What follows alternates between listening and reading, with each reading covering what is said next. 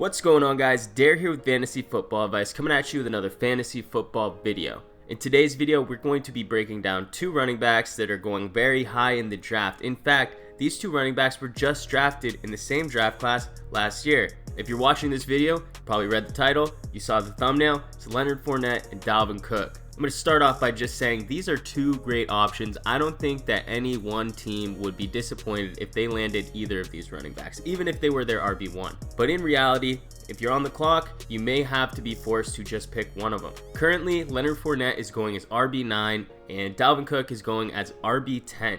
So we're going to jump right into the breakdown. But before we do, don't forget about the giveaway. We're going to be giving away signed memorabilia all off season long and into the season. So all you have to do to enter these giveaways is follow both Nick and I on Twitter, subscribe to the channel, you'll be automatically entered to win. We also have an amazing promotion for you guys, courtesy of DraftKings, who we have just partnered up with. Our premium rankings, that's right, the tier-based rankings, the player breakdowns, the projections, projected target shares, sleepers, busts, targets for every stage of the draft, the whole shebang. Normal price, $20. All you have to do to get it now is to sign up for DraftKings, deposit $10 and play in any contest. As soon as you do that, you immediately have access to our rankings, and don't think you're just throwing that $10 away.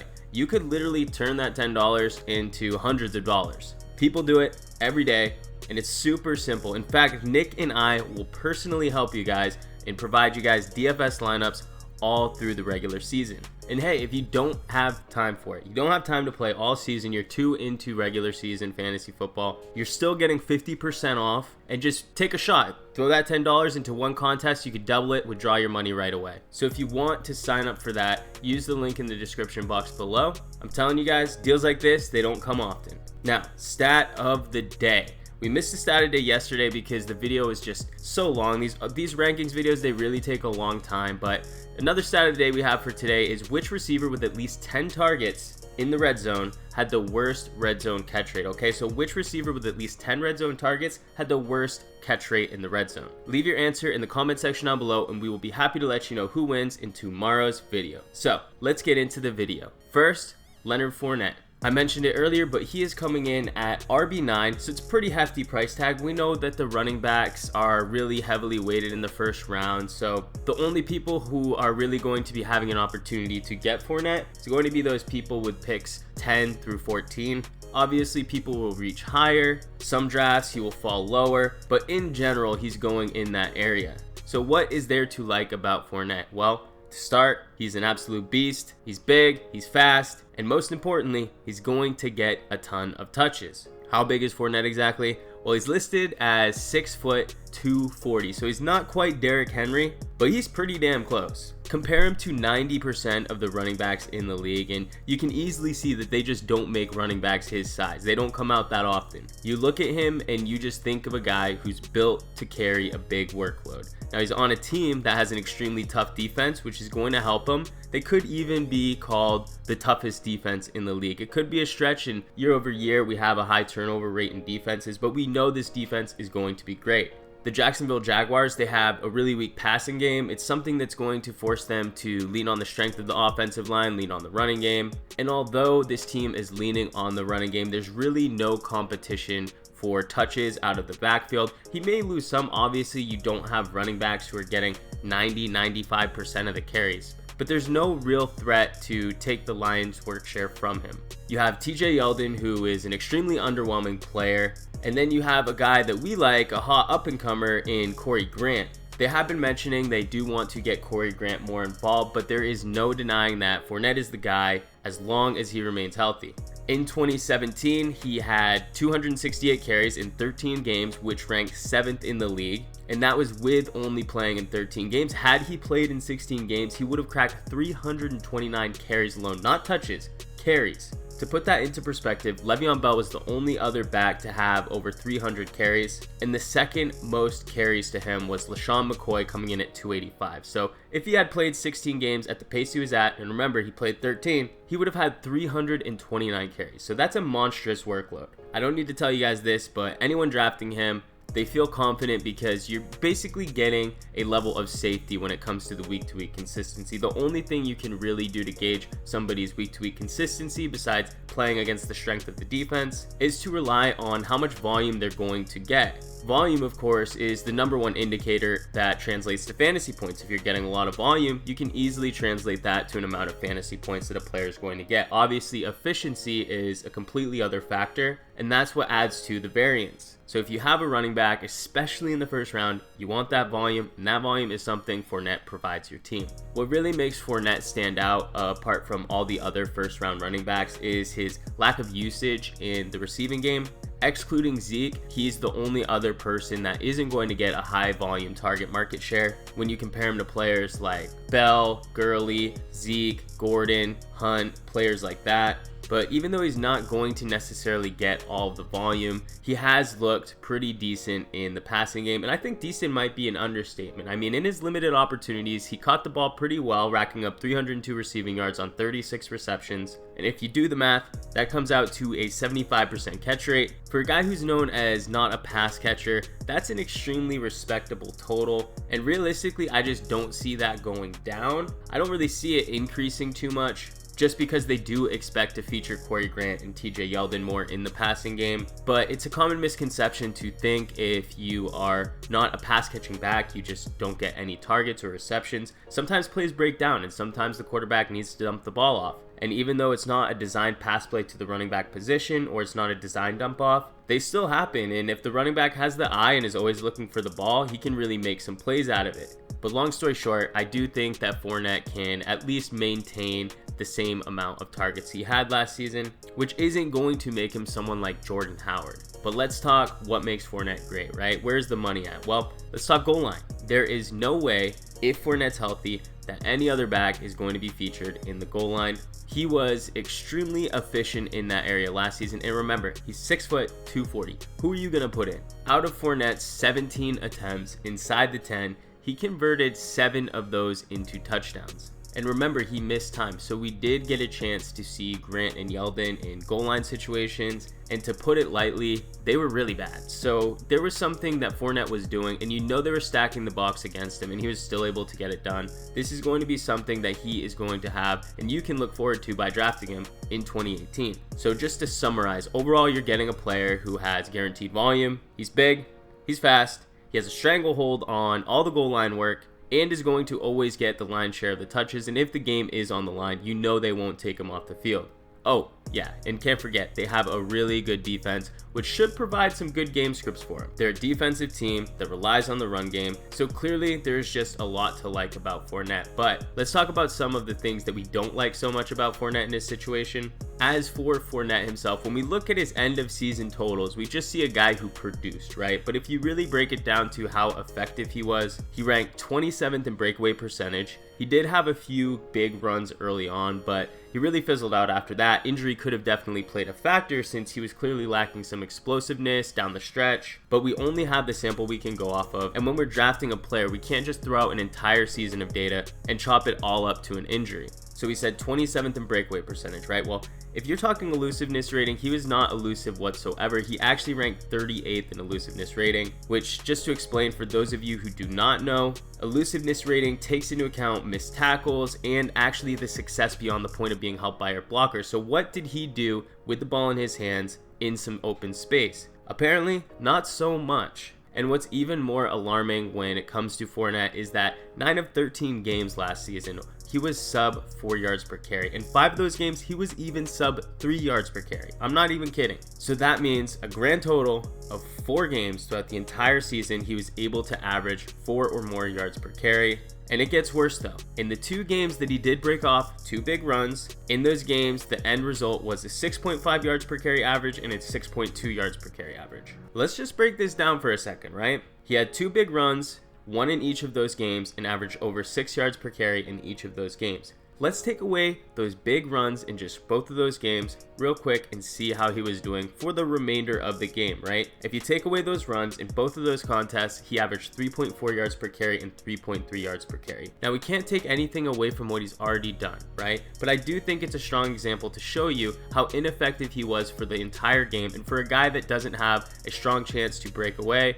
as seen by his low breakaway percentage rate, and a guy who's not necessarily elusive, banking on these big runs and having these high efficiency games is just something that you can't expect from Fournette. That's okay though, because he's a volume guy, right? But there are also some other red flags, so we have to talk about his health. He's one of those players who is just constantly getting injured. We obviously hope, having coming into the NFL, he would train in a different way, he would prepare in a different way, but the injuries seem to follow him to the NFL level. Me personally, it would have no impact on my ability to draft him or not. I've already came out and said how I think playing a full 16 game season is extremely overrated. If you're healthy in the playoffs, that's all that matters to me, but he's a guy that can get banged up, and the type of usage that he's going to get may increase the risk of injury. To his benefit though, he did drop some weight. Reportedly, he is now at the lightest he's ever been since high school. For running backs, that could help keep him healthy, but you can't logically go into the season and say because he lost the weight, then he has an extremely reduced risk of injury. It just doesn't work like that. It's a dangerous sport. NFL is one of the most dangerous sports in the entire world, and not only that, he is in the most dangerous position in the entire sport of football. It's kind of a double-edged sword, right? You want them to rely on the run game, you want more volume, but you don't want to do that at the expense of having a good passing attack, because that means the defenses don't have to stay honest. They can load the box as much as they can. They know what you're going to do. 9 times out of 10, you're going to run it on first down, and they know it. It basically puts this team in a situation where they're coming in as an open book, and they even came out and said that if they have the opportunity, they would literally throw the ball 0 times in the game and just run it the entire game. So if you're expecting stacked boxes for the entire season, and you have a guy who doesn't have a strong ability to create on his own, to break away big plays often, to really make defenders miss, you're in for a long season of a lot of short gains. But that's enough about Fournette. Let's talk about Dalvin Cook, who is actually coming in being drafted behind Fournette at RB10. One thing we have noticed is when people talk about Cook, they always mention that he doesn't have the good measurables, right? He came into the NFL draft combine last season and he really underperformed. We think that narrative is just a little overblown, just due to the fact that when he came out, he's being compared to Leonard Fournette, which, let's be honest, you compare Leonard Fournette to Dalvin Cook, you look at these guys, they don't even look like they're the same breed. So you think the smaller guy, the lighter guy. Remember, Fournette has 30 pounds on him. You think Dalvin Cook would come out and be a much faster rusher. You'd expect him to have a higher speed score than Fournette and be more agile. When it came down to it, Dalvin Cook ran a 4.49 and Fournette came in and ran a 4.51. In the articles that came out, just completely blasted Dalvin Cook, and Leonard Fournette was known as for sure the guy, and hey, it paid off. He got picked 4th overall. So that's definitely something that sticks in everybody's mind, but in reality, 4.49 is pretty respectable, right? It's 80th percentile, and still when you're talking about adjusted for his height, so height adjusted speed score, it's in the 79th percentile. But even if you aren't convinced that that is fast, let me put it in perspective. Dalvin Cook, 4.49. Todd Gurley, he runs a 4.5. Le'Veon Bell, he runs a 4.6. Melvin Gordon, 4.52. David Johnson, 4.5 flat. So that's the top 3 backs off the board right there. Dalvin Cook is faster than him. So that basically means you get him in some space, he can make some plays. To be fair though, Cook is much smaller than those guys. It is expected that he would be faster. He's not carrying as much weight on his shoulders. In reality though, he can keep up with the best of them, and his actual best ability that he has is his ball carrier vision. He's really good at reading defenses, and he really has an eye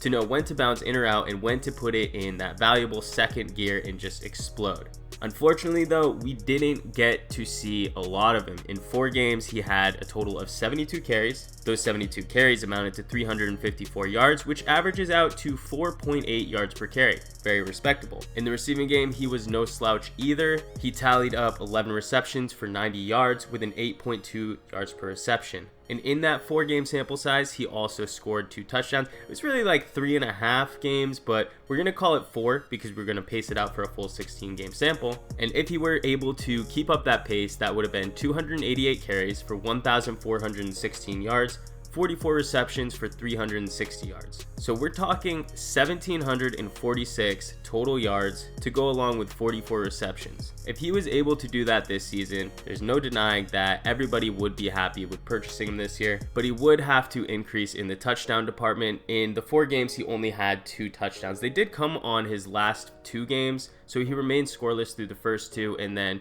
really got a nose for the end zone in the 3rd and the 4th game. But realistically, that still projects out to only 8 touchdowns. And while those would be probably closer to what you could project for someone like McCaffrey, who is more just a receiving back, it's safe to say that Dalvin Cook, if he's going to be getting a decent share of volume and he's going to be even similarly efficient, he's going to reach the end zone more than 8 times. There's always variance, but workhorse backs that get the yardage, the touchdowns usually follow suit. A full season of Dalvin Cook last year could have potentially amounted to 1,746 total yards. So let's take a look at some historical data of running backs that have eclipsed at least 1,500 yards and see how many touchdowns they've had in that whole season. So for 2017, there were 6 total running backs that had 1,500 or more total yards, and the total touchdowns for those backs were 8, 11, 11, 12, 12, and 19. So excluding 8, each one of them had at least 11 touchdowns. And in 2016, there were 7 backs that had at least 1,500 yards, and they scored 7, 9, 12, 13, 14, 16, and 20. So in total, between the past 2 years, just 3 of 13 backs scored under double-digit touchdowns, and the median range came out to be 12 total touchdowns. For this example though, I did take median and not average, so I do want to make a point of that. I think for this example, if we use average, it could throw off the numbers just due to the high end of variance and the low end of variance. Obviously, David Johnson's 20 touchdowns and Todd Gurley's 19 touchdowns are going to inflate it a bit. So realistically, I think projecting 10 to 12 is a reasonable prediction for somebody like Dalvin Cook. And like I said, variance is always going to play a factor, especially with touchdowns. We see players flip-flop all the time while receiving the same amount of red zone targets and receiving the same amount of red zone touches. Some years it happens, some years it doesn't. But long story short, if the yardage is coming, the touchdowns normally follow suit. But to back it up, when diving deeper into Cook's individual performance last year, there were 60 running backs last year that had 70 or more carries. Cook was the 11th most elusive back in the entire league. Using that same sample of those 60 running backs, he had the 16th highest breakaway percentage. McKinnon, behind that same offensive line, the same McKinnon that is being paid big bucks over in San Francisco, he ranked 35th, 19 spots behind Dalvin Cook. So not only is Dalvin Cook elusive, he can break away big plays, and he proved it last season. So you're talking about a guy who can create production on his own. Cook played well, there's no doubt about that, but he isn't just being drafted because he's in a good situation. He's being drafted because he's an actual good running back. So I said Cook was in a good situation this year. Well, what did I mean by that? One part of it is that predicting his market share for total touches is super easy this year. Cook was already a lock for 70% of the backfield in 2017, and that was with McKinnon on the roster and being active. I mentioned it before, McKinnon's gone. He is old news for this team. Now, Latavius Murray, he's still in town. There's no doubt about it, but Latavius Murray is going to take some touches, and as a Cook owner, that's what you want. You don't want Cook to be overworked again. You don't want him to tear another ACL. You want them to relieve some of the duties for him. So then what's the difference without McKinnon this year, and how is it going to work out with Latavius Murray and Dalvin Cook? Well, it's pretty easy, right? They're two completely different backs. Latavius Murray, he can't catch. Cook is not only a better runner, he is light years ahead of Latavius Murray in the passing game. So all of McKinnon's targets are going to be going to Dalvin Cook. They have absolutely no interest in passing Latavius Murray. He had 17 targets all of last season and played in a ton of passing downs. You would think playing in passing downs, you're going to get targets, you're going to get receptions, but they refuse to pass him the ball. He ranked 113th in yards per route run. 113th. You have to try really hard to rank that low. That's to the point where he wasn't even a decoy. The teams had to know they weren't passing to him, and you can't expect that to change this year. So the big thing people are worried about, and that is the red zone, right? When they're in scoring range, are they going to use Latavius Murray? Well, I'll tell you what, the Vikings, they're not a dumb team. And they know in order to beat the Packers and to win this division, every game counts, every drive counts, every touchdown counts. So if you really do believe that they are going to be handing the ball off to the less efficient back in Latavius Murray, then you're basically making a statement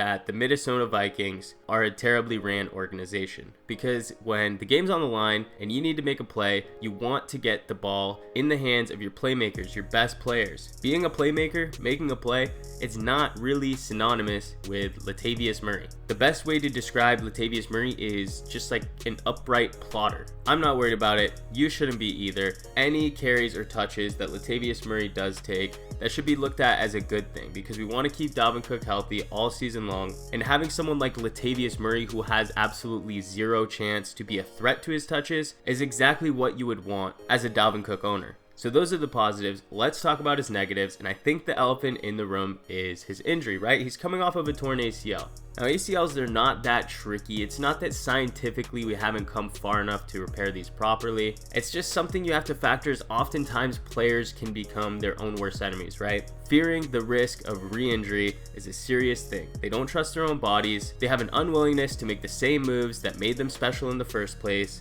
And it has derailed some careers before, or at the very least, caused players to have a slow start to the season, which is something you have to worry about with Dalvin Cook. Another thing that you have to consider is what happens when this team blows out another team, right? Unlike the Jaguars, who have a really good defense, their offense isn't necessarily going to be super high powered. They have an ability to put points on the board. I mean, they had like 7 defensive touchdowns to help them. But Minnesota, on the other hand, they are loaded with weapons. This team could take a 3-score lead by halftime on some of the worst teams in the league. And at that point, why would they risk running Dalvin Cook? We know that they're going to be running like 70-75% of the plays, but why not give the ball to Latavius Murray, or even try out some of the younger guys to at least see what you have in them? So there could be times in the season where Dalvin Cook is just on the sideline because this team is blowing out the competition. How many games will that happen this year? It's tough to say.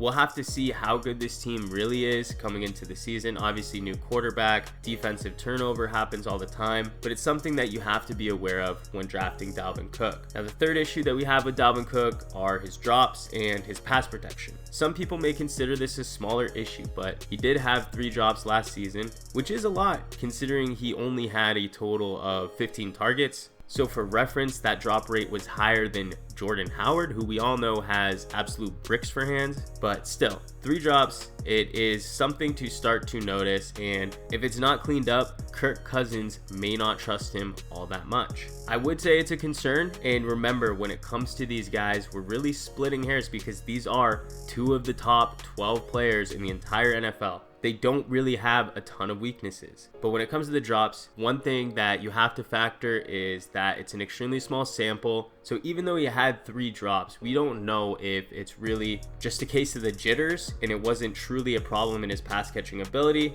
or if it's something that we're going to see resurface in 2018. Now, I said it wasn't too big of a deal because he's still a much better pass catcher than Latavius Murray, so he's still going to get all the passing down work no matter what. It's not going to hinder his volume. And as for pass protection, this is an area that we see year over year that players improve in. It's a much easier area to train on and see progression in year over year. So when I say I'm not too worried about that aspect, I'm not. And when it comes to comparing him versus Latavius Murray in pass protection, they were nearly identical. So what is the determination? Well, in short, you have to remember we're picking between 2 really strong players. We like them both and we aren't avoiding either of them. But when we have to choose, it comes down to just 2 things: how the players score their points and each team's offense. The fact of the matter is, both players are extremely different, and the way that they go about scoring points is also extremely different. Their individual fantasy value is very similar. Nobody would be surprised if Cook finished ahead of Fournette or Fournette finished ahead of Cook at the end of the season. Realistically, both of these guys could finish inside the top 5 in 2018 and not one person would be surprised. But for us, it comes down to the team composition and the ceiling. So assuming both players stay healthy, Fournette is going to get more volume. It's plain and simple. The issue is not all volume is created equally. For a running back like Fournette, who has inefficiency problems and a difficult time creating production on his own, he may be limited in certain games against certain defenses. And remember, nobody is afraid of Blake Bortles or his passing weapons. So this is going to be the Fournette show. And as much as you like hearing that as a Fournette owner, the defense knows all you have to do is stop Fournette, and that's going to be your key to victory. Cook, on the other hand, he's going to see less volume, that's for sure, but he's going to make up a lot of his volume in the receiving game, which A, holds immense value in PPR, but he's also on a team with a very strong defense, not quite as strong as the Jags, but strong enough to create positive game scripts for the run game. In addition, what Cooks is going to be able to do with his touches is just night and day different than what Fournette's going to be able to do with his touches. Cook can actually break away. He can force missed tackles, and he did that with Case Keenum at quarterback and an unproven Adam Thielen. Defenses now have to worry about Kirk Cousins, Stephon Diggs, Adam Thielen, Kyle Rudolph. This team has weapons galore. Do you think there is any way that any defense can just stack the box? Not a chance. They're going to keep these defenses honest, and for someone like Cook who can already create on his own, this dude's going to have a ton of big plays, and I want him to be on my team when he's racking up these fantasy points. We project this Minnesota offense to be top 10 and actually borderline elite. They could take that next step into the elite tier, and for Dalvin Cook, he very well may be in the red zone quite a bit. That's going to do it for this video, guys. I really hope you enjoyed. If you did like this video, please hit that thumbs up button. If you're new to the channel, hit that subscribe button. We thank you all for watching, and we'll catch you on the next one.